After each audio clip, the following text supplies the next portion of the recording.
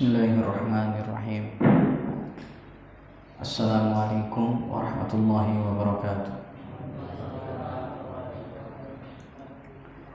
Innal hamdalillah nahmaduhu wa nasta'inuhu wa nastaghfiruh wa na'udzu billahi min shururi anfusina wa min sayyiati a'malina. May yahdihillahu fala mudilla lahu wa may yudlil fala hadiya lahu. Asyhadu an la ilaha illallah wahdahu la syarika lah wa asyhadu anna Muhammadan abduhu wa rasuluh. Qala Allah Ta'ala, ya ayyuhalladzina amanu taqullaha haqqa tuqatih wa la tamutunna illa wa antum muslimun. Amma ba'du. Falhamdulillah, kembali kita bisa melanjutkan kajian kita, yakni kitab Al-Adabul Mufrad karya Al-Imam Al-Bukhari rahimahullah, yang mana kitab ini berisi hadis-hadis yang berkaitan dengan adab atau etika. Baik, kita masuk jemaah sekalian di kesempatan ini pada bab yang ke-34. Bab yang ke-34 yaitu babun laisal wasilu bil mukafi. Bab pembahasan tentang bukanlah orang yang menyambung silaturahim adalah orang yang membalas. Ya, bukanlah orang yang menyambung silaturahim adalah orang yang membalas.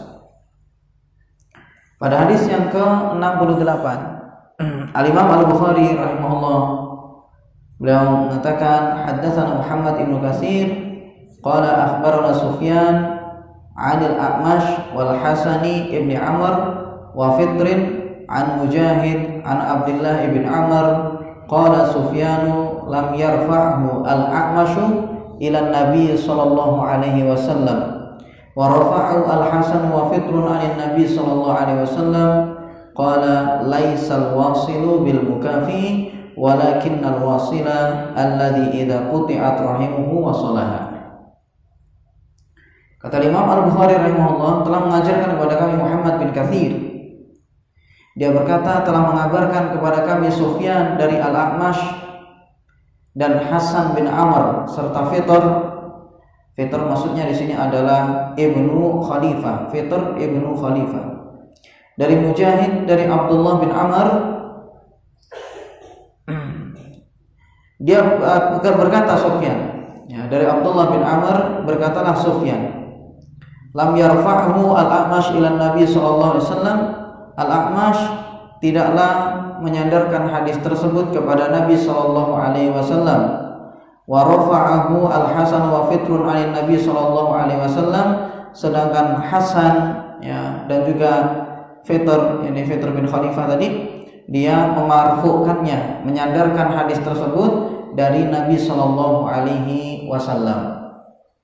Qala, yani beliau bersabda, laisal wasilu bil mukafi, bukanlah orang yang menyambung silaturahim adalah orang yang membalas, walakinnal wasila alladhi idza quti'at rahimuhu wasalaha, akan tetapi orang yang menyambung silaturahim adalah orang yang apabila diputus hubungan baiknya oleh karib kerabatnya, wasalaha, namun dia menyambungnya kembali. Jadi jemaah sekalian, dalam bab ini pembahasannya adalah tentang menyambung silaturahim yang paling sempurna.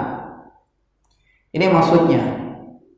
Sampai dikatakan di sini laisal wasilu bil mukafi, bukanlah orang yang menyambung silaturahim itu adalah orang yang membalas. Karena jemaah sekalian, kalau kita misalnya dibaikin sama orang, kemudian kita juga ikut berbuat baik kepada dia, maka ini semua orang bisa. Dan itu biasa.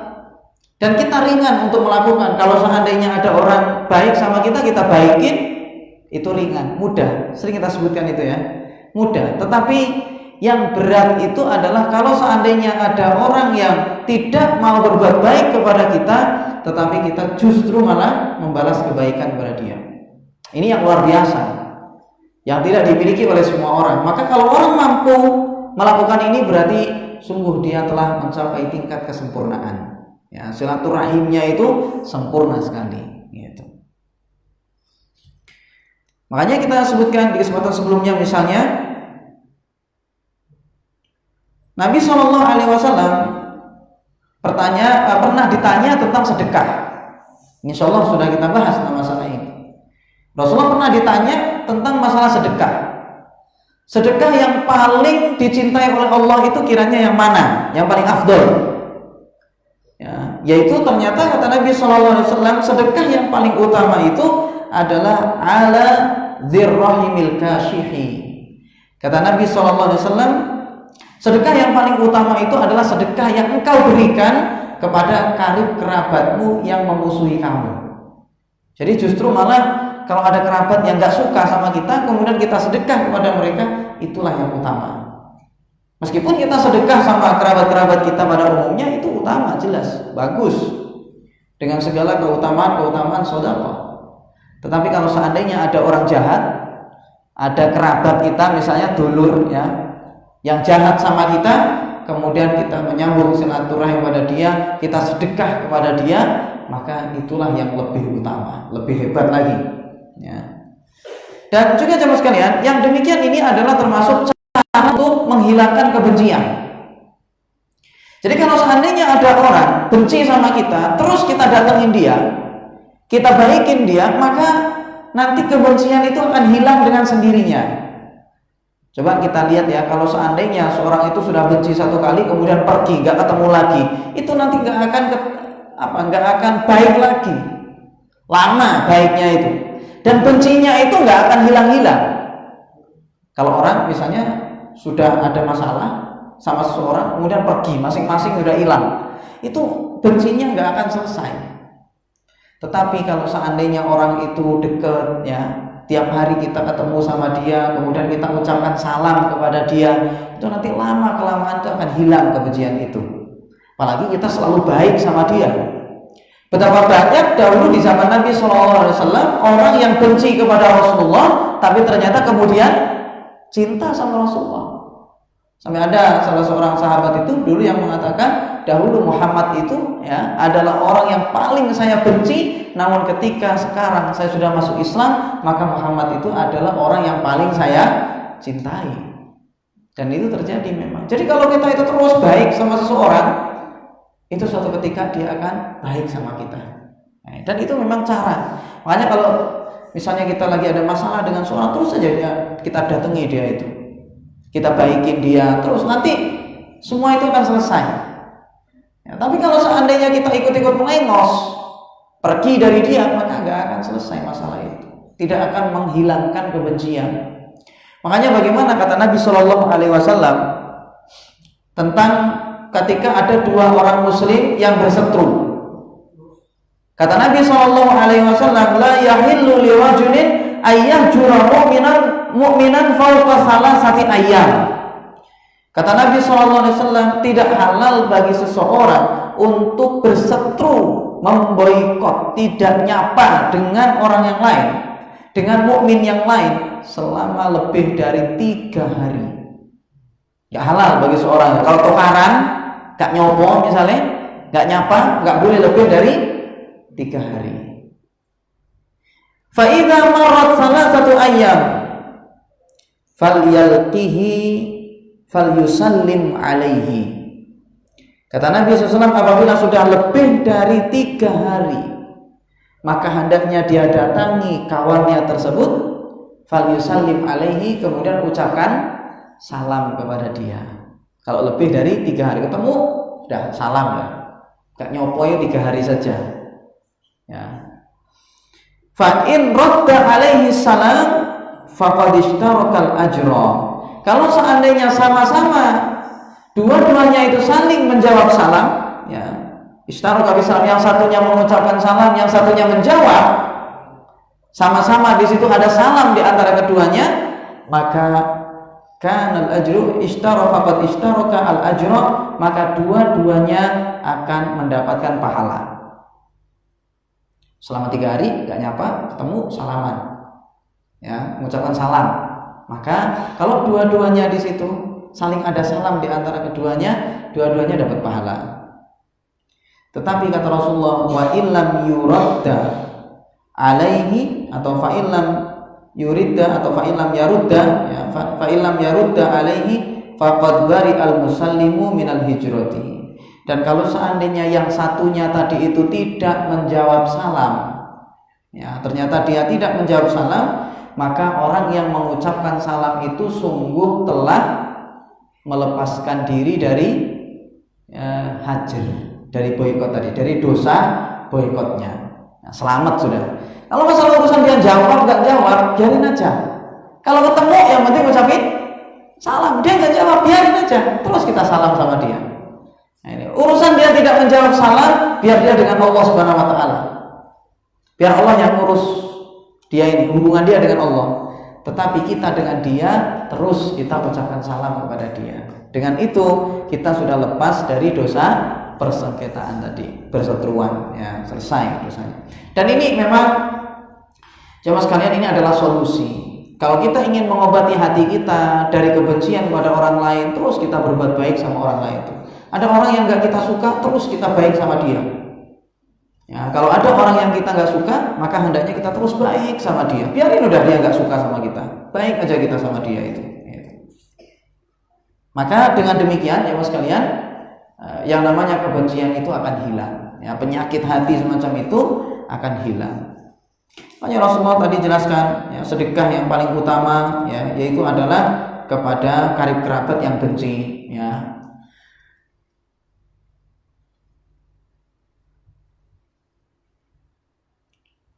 Kemudian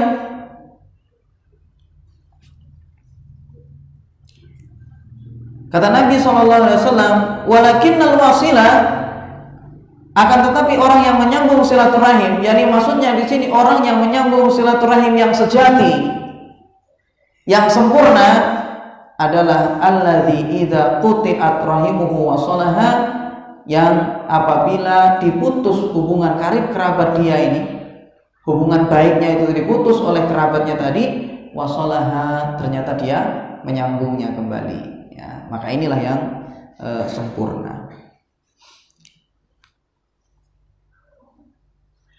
Kemudian hadis berikutnya, sekalian. Pada hadis berikutnya, hadis yang ke-35, yaitu babun fadlu man yasilu darrahimil zalimu. Pada bab yang ke-35 ini, Al-Imam Al-Bukhari rahimahullah mengatakan bab pembahasan tentang keutamaan orang yang menyambung hubungan baik dengan karib kerabat yang zalim. Bab pembahasan tentang keutamaan orang yang menyambung hubungan baik, hubungan tali kekerabatan dengan kerabat yang zalim. Jadi ketika ada karib kerabat yang zalim, disambung. Pada hadis yang ke-69, Al-Imam Al-Bukhari rahimahullah mengatakan, haddatsana Malik ibnu Ismail qala haddatsana Isa ibnu Abdurrahman an Talhata an Abdurrahman ibn Awsajah anil Bara qala jaa Arabiyyun faqala ya Nabiyallahi 'allimni 'amalan yudkhilunil jannata. Telah mengajarkan kepada kami Malik bin Ismail. Dia berkata, telah mengajarkan kepada kami Isa bin Abdurrahman dari Talha, dari Abdurrahman bin Awsajah, dari Al-Bara. Dia berkata, Ja'a Arabi, seorang Arab pedalaman, seorang Arab Badui. Dia datang kepada Nabi SAW, kemudian dia berkata, ya Rasulullah, ajarkan kepadaku suatu amalan yang memasukkan aku ke dalam surga. Dari sekian amalan yang ada, yang memasukkan saya ke dalam surga itu amalan yang mana? Qala, maka kata Nabi SAW, la in kunta aqsartal khutbata laqad a'radtal mas'alata wa aqtiqin nasamata wa fukkar raqabata. Kata Nabi SAW, andai saja engkau memendekkan khutbah, maka sungguh engkau menjadikan pembahasannya itu luas. A'tiqin nasamata, merdekakanlah budak, wa fukkar raqabata, dan bebaskanlah seorang dari perbudakan. Jadi ini yang resep ya, yang menjadi resep dari Nabi SAW, cara agar seseorang itu bisa masuk ke dalam surga. Kalau khutbah tidak terlalu panjang, kecuali kata para ulama kalau seandainya memang ada maslahat yang lebih besar kalau dipanjangkan. Kalau lihat pada asalnya, khutbah itu sebenarnya hendaknya itu pendek, ringkas. Dan Rasulullah jelaskan di sini kalau khutbahnya itu pendek, maka engkau akan menjadikan permasalahannya itu luas. Karena jemaah sekalian, kalau orang itu dikasih kaidah-kaidah yang padat, yang umum, maka nanti orang itu bisa berpikir sendiri, bisa mengoreksi sendiri. Tapi kalau seandainya khutbahnya terlalu rinci, maka seakan-akan permasalahan itu terbatas dengan apa yang disampaikan oleh khotib saja. Tapi kalau dikasih kaidah-kaidah dasar, ya yang sifatnya di situ sangat umum sekali, maka orang bisa mengembangkannya sendiri. Jadi kata Rasulullah, andai saja engkau itu memendekkan khutbah, maka sungguh kamu telah menjadikan pembahasannya itu luas maknanya. Atiqin nasamata, merdekakanlah budak, wa fukkar raqabata, dan bebaskanlah seseorang itu dari perbudakan. Sehingga ketika seorang Arab Badui ini mendengar kalimat terakhir tadi, apa bedanya antara membebaskan budak, ya, memerdekakan budak dengan membebaskan seorang dari perbudakan tadi, yakni atiqin nasamata dengan kalimat fukkar raqabata? Apa bedanya? Kata orang Badui ini, awalaisa tawahidan, ya Rasulullah, bukankah dua kalimat itu sama saja? Seakan-akan cuma diulang saja. Qala, maka Nabi SAW mengatakan, la, tidak sama. Dua kalimat tadi itu berbeda. Itqun nasamati antuk tiqon nasamata, memerdekakan budak. Itqun nasama itu adalah kamu memerdekakan budak seperti biasa. Ada budak kamu merdekakan, ada budak dimiliki orang misalnya, kemudian kamu merdekakan dia. Atau kita seorang punya budak, kemudian habis itu kita merdekakan, kita bebaskan budak itu. Mustakil, berarti memang kita sendiri yang memerdekakan budak itu. Tetapi jemaah sekalian, yang kedua kata Rasulullah, wa fakkur raqabati antu'ina ala raqabati. Kata Rasulullah, sedangkan fakkur raqabah, membebaskan seseorang dari perbudakan, maksudnya adalah engkau menolong budak yang ingin merdeka. Menolong budak yang ingin merdeka. Ada dulu jemaah sekalian, budak itu ingin menebus dirinya sendiri sama tuannya. Jadi dia itu nanti kerja, bayar kepada tuannya dengan harga sekian. Jadi misalnya dia ngomong sama tuannya, wahai tuan, bagaimana saya supaya bebas dari perbudakan, supaya saya nggak punya status budak lagi, nggak jadi budak Anda. Misalnya majikannya bilang, kamu harus bayar 1 miliar. Silakan kamu cari uang 1 miliar. Nanti kalau kamu dapat, maka kamu bebas. Nah, yang dimaksud dengan kalimat yang kedua tadi, fakkur raqabah, yaitu adalah engkau membantu orang semacam itu. Kalau ada orang ingin bebas dari tuannya, kemudian kamu bantu, kamu sumbang, dikasih uang misalnya, supaya nanti membayar kepada tuannya. Atau datangi tuannya, antum bantu dia. Misalnya dia sudah bayar misalnya 500 juta, berarti sisanya antum yang membayarkan untuk dia. Ini kalimat yang kedua tadi. Nah, ini. Jadi dua-duanya ini jalan untuk masuk surga, entah memerdekakan budak secara langsung atau membantu budak untuk merdeka. Ya. Berikutnya jemaah sekalian, jalan masuk surga ini Rasulullah kasih cara. Kata beliau, wal manihatur rohub, dan juga manihah yang disukai oleh orang. Manihah ini jemaah sekalian, nginjemi hewan sama orang agar hewan itu dimanfaatkan. Dan ini kadang sebagian dari kita itu tidak kenal dengan cara ini. Kita misalnya kalau kita punya hewan, contohnya misal kambing yang bisa diperah susunya, misal ini ya, Itu kan kadang kalau kita mau ngasih itu kan pikir-pikir sama ya, berat. Kalau kita kasih misal, ini contoh, kita kasihkan ke dia misalnya kita nggak punya. Misalnya sudah nggak punya kambing lagi, tapi kita sebenarnya ya butuh sama kambing itu. Jadi kita nggak bisa bantu sepenuhnya. Maka Rasulullah kasih solusi. Ada namanya itu manihah. Caranya gimana? Pinjemin orang itu kambing tadi. Supaya apa? Dia manfaatkan. Diperah susunya.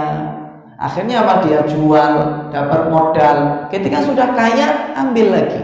Waktunya dikembalikan lagi kambing tadi. Ya mungkin kalau pikirnya kita, mosok satu merah susu kambing bisa jadi kaya. Nah, kita kalau pikirannya cuma satu kambing ya mas kalian. Tapi kalau memang itu dilakukan ya tentunya manfaat. Karena jamaah sekalian, dengan susu itu keluarganya misalnya yang lapar jadi kenyang. Kalau dulu jamaah sekalian ya, orang minum susu itu sudah seakan-akan sudah makan jamaah. Kita saja sebenarnya minum susu itu saja itu sudah menggantikan makan. Dan Rasulullah memang jelaskan itu. Bahwasanya susu itu bisa menggantikan makan memang. Nah, jadi jemaah sekalian, pikirnya kita itu nggak manfaat, tapi di sebagian orang itu ternyata sangat bermanfaat sekali. Orang-orang yang miskin, yang susah untuk makan, kita nggak bisa bantu, pinjemin kambing supaya bisa makan. Ini diantara contohnya. Kalau itu cuma satu kambing, coba bayangkan kalau antum minjemin ke orang itu 100 kambing. Berapa banyak susu yang bisa untuk dimanfaatkan? Jadi misalnya dipinjemin 100 kambing, diperah, setiap hari dapat berapa liter itu? Bisa dia jual, bisa dia jadi saudagar. Ketika dia sudah punya harta banyak, bisa dia beli kambing sendiri. Kambingnya yang tadi dikembalikan kepada pemiliknya. Inilah diantara cara ya untuk berbuat baik kepada orang. Dan ini adalah termasuk jalan surga. Jadi kita misalnya, contoh lagi, ini dikembangkan. Misal lagi kita ini nggak punya nggak punya uang untuk kita sedekahkan. Tetapi misalnya kita punya rumah di pinggir jalan yang kita nggak pakai, mau dikasihkan, nanti khawatir keluarga-keluarga yang lain nggak setuju, macam-macam ya alasannya ya. Berat kalau seandainya dikasihkan misalnya ke orang. Maka caranya antum pinjamkan ke orang. Ada orang sukanya dagang, sukanya misalnya buka usaha. Antum bilang sama dia, ini saya punya rumah di pinggir jalan, kamu pakai, kamu manfaatkan buat jualan. Nanti kamu kalau sudah kaya, kembalikan lagi ke saya. Misal. Ya, maka ini bagus. Punya motor, mau dikasihkan, ya mungkin antum punya alasan-alasan yang tidak bisa untuk antum kasihkan ke orang. Maka caranya gimana? Antum pinjemi dia supaya dia manfaatkan. Ini silakan pakai motor ini, kamu gunakan untuk apa misalnya nyeles apa misalnya untuk usaha ya. Misalnya ini ya, buat ngangkut-ngangkut barangnya dia misalnya, untuk transportasi dagangnya dia, silakan kamu pakai. Nanti kalau kamu sudah sukses, kembalikan lagi. Nah, ini cara untuk berbuat baik sama orang. Ya. Kalau memang tidak bisa ngasihkan, maka pinjamkan supaya dimanfaatkan.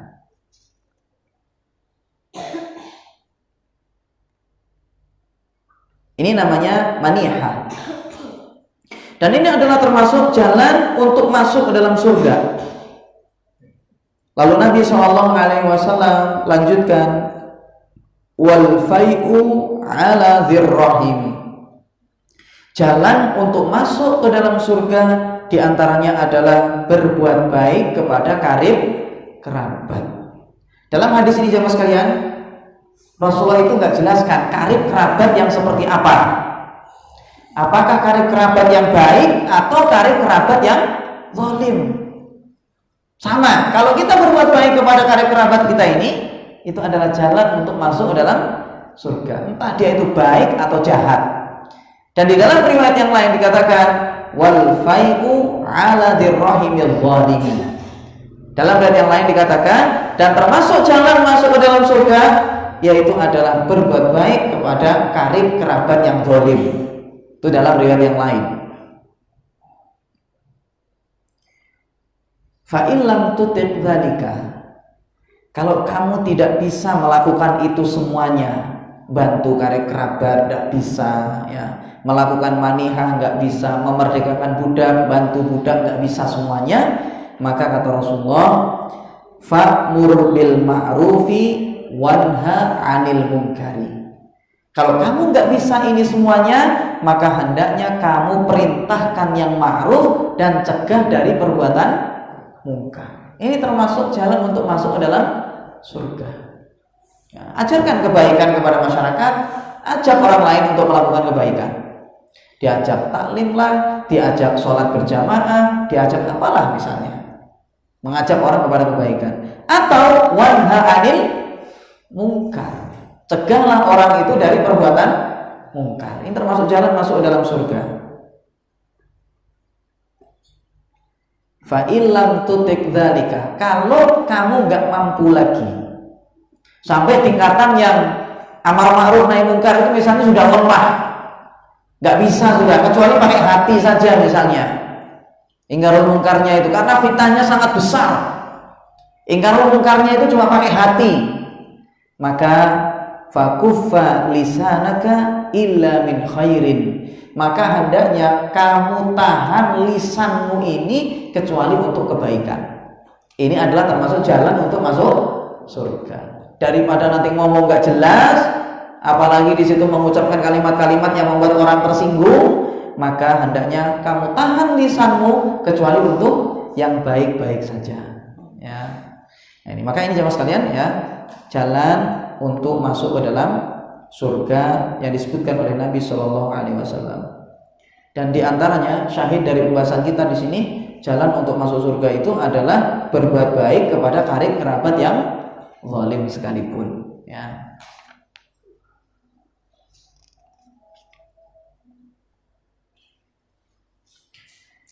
Kemudian hadis berikutnya, teman sekalian.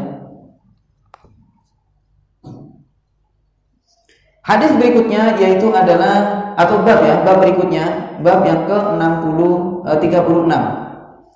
Bab yang ke-36. Babun man wasala rahimahu fil jahiliyati summa aslama.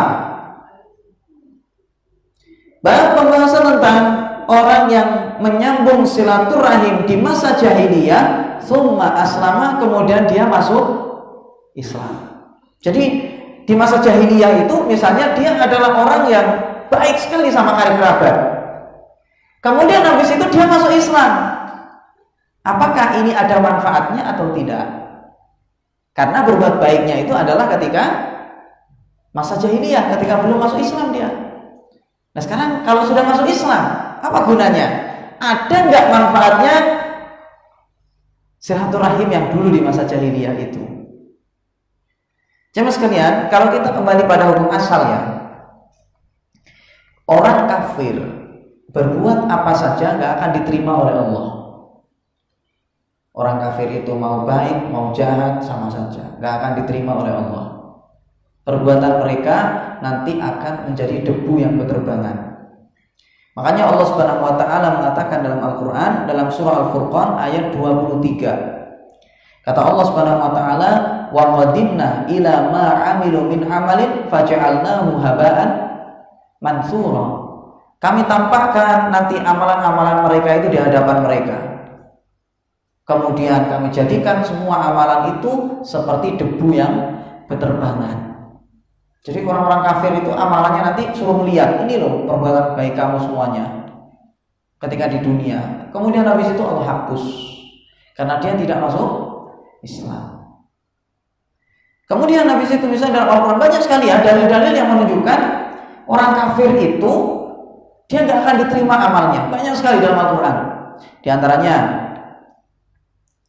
Allah Subhanahu wa taala berfirman dalam surah Az-Zumar ayat 65.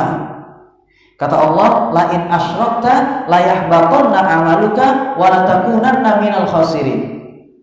Kata Allah Subhanahu wa taala, kalau kamu itu syirik, menyekutukan Allah, dan ini adalah perbuatan kufur, la yahbatanna 'amaluka, maka amalanmu semuanya akan terhapus. Wa la takunanna minal khasirin, dan kamu akan menjadi tergolong orang-orang yang rugi. Jadi nggak diterima amalan orang musyrik, dihapus oleh Allah. Kemudian misalnya lagi di dalam surah Al-Baqarah ayat 217, kata Allah Subhanahu wa taala, "Wa may yartadid minkum an dinihi fayamut wa huwa kafirun fa ulaika habitat a'maluhum fid dunya wal akhirah wa ulaika ashabun nar hum fiha khalidun." Kata Allah Subhanahu wa taala, dan barang siapa yang murtad dari agamanya, keluar dari agama Islam, fayamut, kemudian dia mati, wa huwa kafirun, sedangkan dia dalam kondisi kafir, dia tidak bertobat dari murtadnya tersebut, faulaika habitat a'maluhum fid dunya wal akhirah, maka mereka itu adalah orang-orang yang amalan-amalannya itu terputus, terhapus di dunia maupun di akhirat. Dihapus oleh Allah SWT. Murtad, gak tobat sampai mati, naudzubillah min dzalik, terhapus amalannya. Kemudian kata Allah, wa ulaika ashabun nar, mereka itu adalah penghuni neraka, hum fiha khalidun, mereka kekal di dalamnya, kekal dalam neraka tersebut karena sudah murtad. Meskipun dia sempat Islam, sudah berbuat baik, sudah pernah sholat, tapi murtad habis itu mati, dia belum tobat, sama, terhapus semuanya itu, gak akan dia bisa keluar dari neraka. Kemudian dalam surah Al-Maidah ayat 5, kata Allah Subhanahu wa taala, "Wa may yakfur bil imani faqad habita amaluhu wa huwa fil akhirati minal khasirin." Kata Allah Subhanahu wa taala, dan siapa yang kafir terhadap keimanan, enggak mau dia sama Islam, maka sungguh telah terhapuslah semua amalannya, wa huwa fil akhirati minal khasirin, dan dia termasuk orang-orang yang merugi di akhirat. Kemudian lagi misalnya dalam surah At-Taubah ayat 54, kata Allah Subhanahu wa taala, "Wa ma mana'ahum an tuqbala minhum nafaqatuhum illa annahum kafaru billahi wa bi rasulihi wa la yutuna as-salata illa wa hum kusala wa la yunfiquna illa wa hum karihun." Kata Allah Subhanahu wa taala, tidak ada yang menghalangi mereka untuk diterima dari nafkah-nafkah mereka. Tidak ada yang membuat mereka itu ditolak oleh Allah, sedekah-sedekah mereka itu, nafkah-nafkah mereka, kecuali karena mereka itu kafir kepada Allah dan Rasulnya, dan mereka tidak mengerjakan sholat kecuali dengan malas, nggak ikhlas, malas ngerjakan sholatnya itu, bukan karena Allah. Wala yunfiquna illa wa hum karihun, dan mereka tidak berinfak kecuali terpaksa, benci. Jadi dia lakukan tapi dia nggak suka gitu. Dia sedekah tapi dia nggak suka sama sedekah itu. Maka mereka ini terhapus semua amalannya. Dan juga dalam suatu hadis, jemaah sekalian, Nabi Shallallahu Alaihi Wasallam pernah beliau bersabda tatkala ditanya oleh Aisyah, "Ya Rasulullah," kata Aisyah, "Ya Rasulullah, inna ibna Jud'ana kana fil jahiliyati yasilur rahima wa yut'imul miskina, fahal dzaka nafa'ahu?" Kata Aisyah, "Ya Rasulullah, dahulu Ibnu Jad'an, ada orang, dia itu dipanggil dengan Ibnu Jad'an. Dia di zaman jahiliyah, di masa jahiliyah, dia menyambung silaturahim. Di masa jahiliyah, dia itu nyambung silaturahim, baik sama orang, sama kerabatnya baik. Wa yut'imul miskina, dan dia juga ngasih makan orang miskin. Jadi baik sekali dia itu, ada orang miskin dia kasih makan, sedekah sama orang miskin. Kemudian, tapi ini dia lakukan di masa jahiliyah, nggak Islam dia pada saat itu. Fahal dzaka nafa'ahu, apakah itu bermanfaat bagi dia? Ada gunanya enggak bagi dia itu? Ada enggak pahalanya?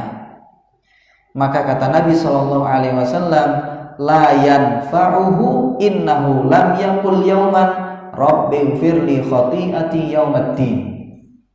Kata Nabi Shallallahu Alaihi Wasallam, enggak ada gunanya. Apa yang dia lakukan selama ini gak ada manfaatnya, gak akan diterima oleh Allah. Innahu lam yaqul yauman, dia belum pernah mengatakan sehari saja, Rabbi firli khoti'ati, ya Allah ampunilah dosaku. Belum pernah dia ngomong itu. Ampunilah dosaku pada hari kiamat. Artinya apa jemaah sekalian? Maksudnya orang ini belum pernah masuk Islam.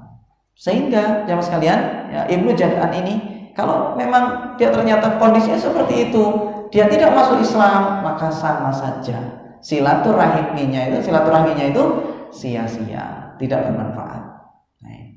Nah, sekarang kalau dalam bab ini jemaah sekalian, orang menyambung silaturahim di masa jahiliyah, tapi kemudian masuk Islam. Nah, sekarang bagaimana ini? Ada manfaatnya atau tidak? Maka Al-Imam Al-Bukhari rahimahullah, beliau mengatakan pada hadis yang ke-70, Haddatsana Abul Yaman qala akhbarana Syu'aibun 'ani Zuhri qala akhbarani Urwatu ibnu Zubair anna Hakima ibn Hizam akhbarahu annahu qala lin Nabi sallallahu alaihi wasallam ara'aita umuran kuntu atahannatsu biha fil jahiliyati min silatin wa itaqatin wa sadaqatin fahal li fiha ajrun. Qala Hakimun qala Rasulullah sallallahu alaihi wasallam aslamta ala ma salafa min khairin. Kata Imam Al-Bukhari rahimahullah, telah mengajarkan kepada kami Abul Yaman, dia berkata telah mengabarkan kepada kami Syu'aib dari Zuhri, dia berkata telah mengabarkan kepada Urwah bin Zubair bahwasanya Hakim bin Hizam menceritakan kepadanya, yakni kepada Urwah bin Zubair, bahwasanya dia berkata kepada Nabi SAW.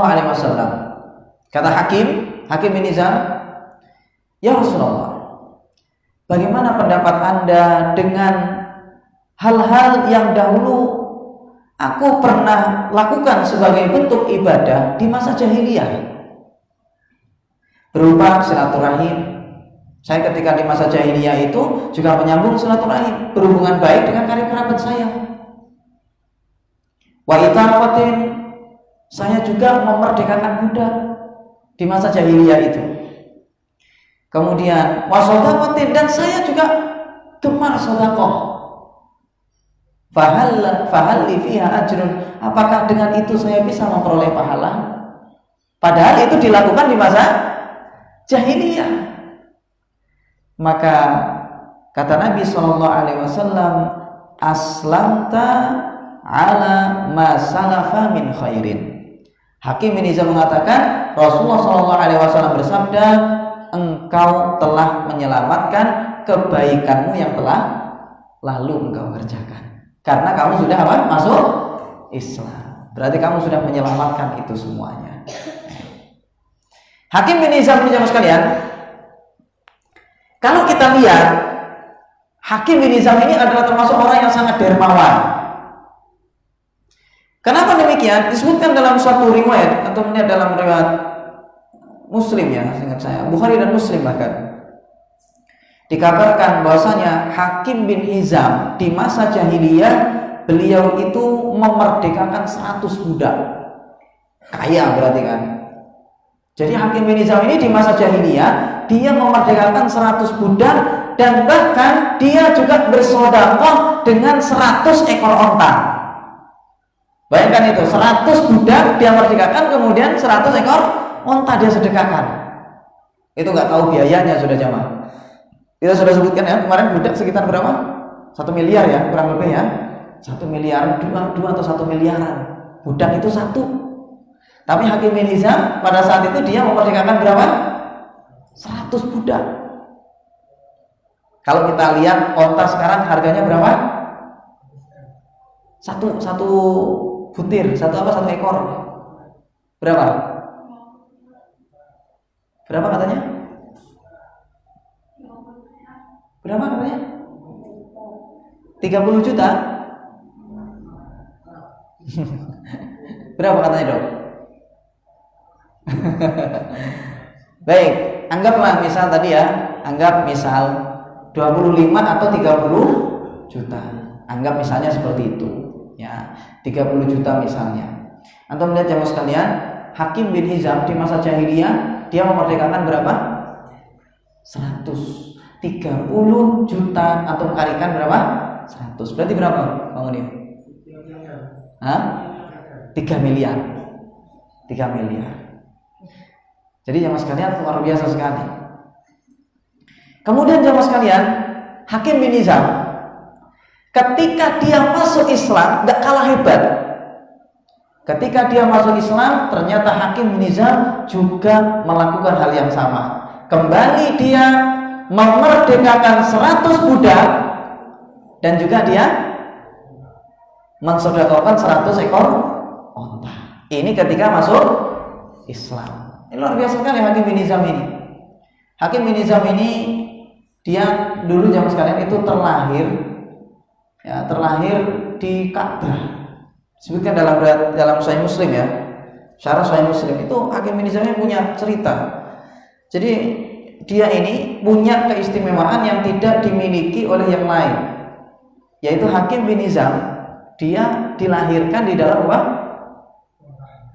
Ka'bah ya, di dalam Ka'bah. Jadi dia itu dilahirkan di dalam Ka'bah, Hakim bin Hizam ini. Nah, kemudian kata para ulama, di antara kisahnya Hakim bin Hizam ini, dia hidup di masa jahiliyah selama 60 tahun. Kemudian ketika Sitin itu berapa? Sitatun 6 ya. Sitin berarti 60 tahun. Kemudian habis itu di masa Islam, Hakim bin Hizam ini juga hidup selama 60 tahun. Berarti di masa jahiliyah 60 tahun, di masa Islam 60 tahun. Berarti berapa tahun? 120 tahun. Itu umurnya dia. Ya, lama berarti umurnya Hakim bin Hizam ini termasuk orang yang panjang ya, umurnya. Termasuk orang yang panjang umurnya.